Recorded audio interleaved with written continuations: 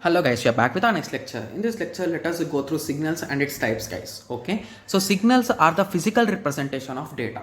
So basically, we are saying that the data will be sent from one device to another device, right? Yes. So basically, we'll be using the word signals, guys. So basically, the data is transmitted with this particular signal.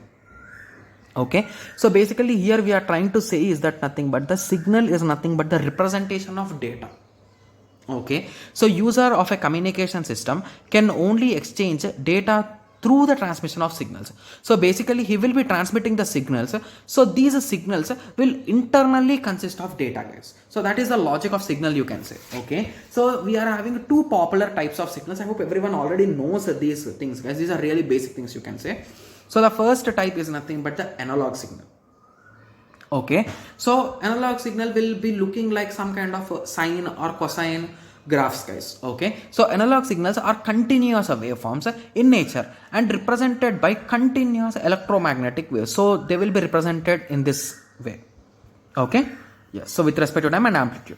Similarly, digital signals. Okay, so basically the best example for analog signal is nothing but the human voice.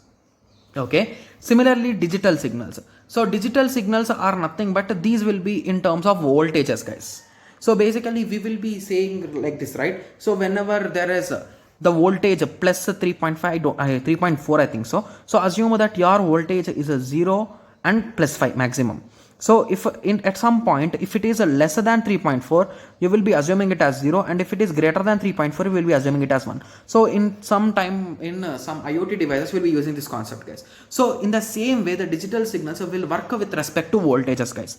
So it depends completely on the voltage value. So as we all know, the data is stored in zeros and ones, right?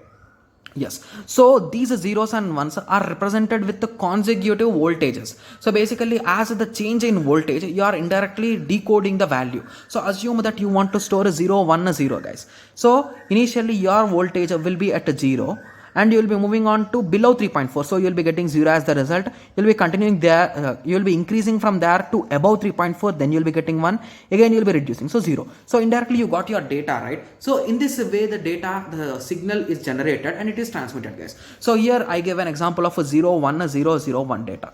So the signal will be looking in this way. Okay, yes. So digital signals are the discrete in nature and represent sequence of voltages, pulses. So these are used within the circuits of computer systems. Okay, yes. So I hope everyone got some basic idea about these signals, right? Yes. So this is a sine wave formula, guys. I'm not having 100% clear idea about this, so I've just written it, guys. So you can just go through it once, because in examination if they ask about the signals, you can just write this equation and you can just define the terms. Okay, yes. So I hope everyone got some basic idea about this. So in the next lecture we'll be discussing about antennas and its types, guys.